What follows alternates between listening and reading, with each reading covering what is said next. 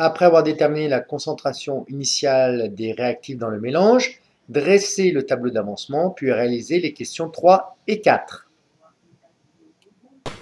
Établissons maintenant un tableau d'avancement de cette réaction entre l'eau oxygénée et les ions iodures. Tout de suite, on lit dans l'énoncé que l'ion H+ est en excès, donc on écrit qu'à l'état initial, en cours de réaction ou à l'état final, eh bien, l'ion H+ est en excès.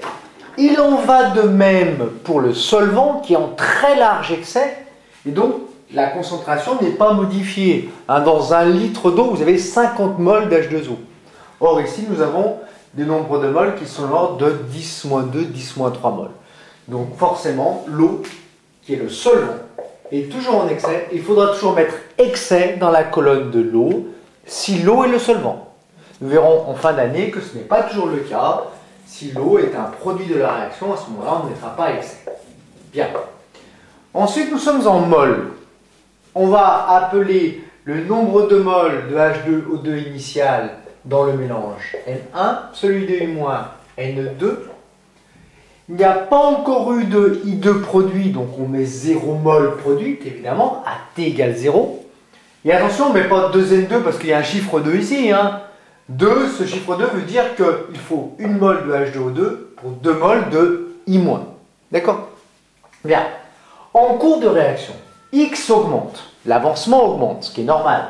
Que nous reste-t-il de H2O2? Eh bien, à l'instant T, le nombre de moles de N1 qui reste à l'instant T est égal à quoi? Au nombre de moles initial N1, moins quoi? Moins X de T. Ici, combien reste-t-il de I-? Donc on pourrait mettre nombre de moles de H2O2 à l'instant T si vous préférez. Bien, que reste-t-il maintenant de I-? Que vaut le nombre de moles de I- à l'instant T? Eh bien, ce qu'il y avait au départ, c'est-à-dire N2, moins combien de X? Eh bien là, quand X mol de H2O2 réagit, j'ai 2X mol de I- qui réagit. Donc, il me reste quoi? N2 moins 2X de T mol de I-. Combien de moles de I2 ont été produites? Eh bien, quand il y a X mol qui réagit ici avec 2X mol ici, nous avons obtenu X mol de I2 à l'instant T.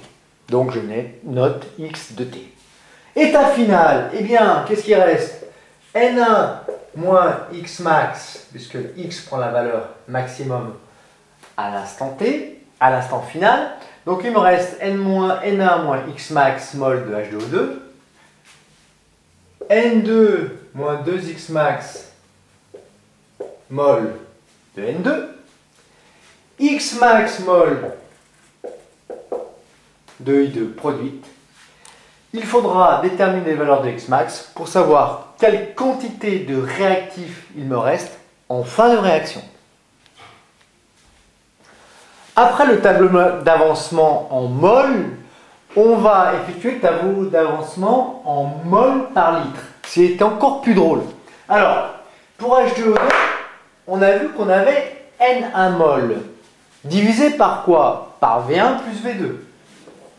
Effectivement, ceci c'est bien des mols par litre. Voilà la concentration initiale de H2O2 dans le mélange. Pour N2, ben pareil, V1 plus V2. Alors, pour simplifier, on va dire que V1 plus V2 égale V. Il y a toujours une concentration en H+ et en H2O en excès, je laisse excès.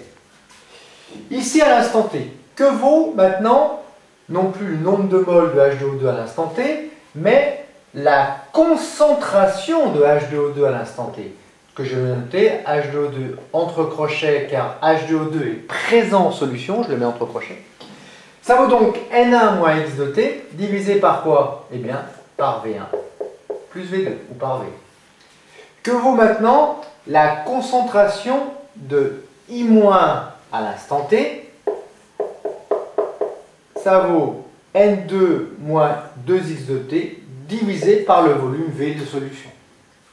Que vaut la concentration de I2 à l'instant T? Eh bien, cette concentration de I2 à l'instant T est égale au nombre de moles de I2, X de T, divisé par le volume de solution. À l'instant final, eh bien, il nous reste N1 moins X max sur V1 plus V2, ou V. Il nous reste N2 moins 2X max divisé par le volume V. Et on a produit X max sur V de diode. Voilà pour le tableau d'avancement en mol par litre.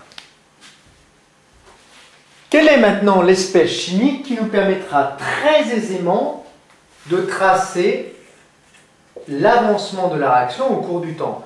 Eh bien, il nous suffit de regarder ce tableau d'avancement et de voir que le nombre de moles de I2 vaut exactement X de T. Donc, pour avoir X de T, qu'est-ce qu'il faut? Eh bien, il faut déterminer en chaque instant ce nombre de moles de I2 qui a été produit au cours de la réaction. Nous ferons cette détermination par un dosage.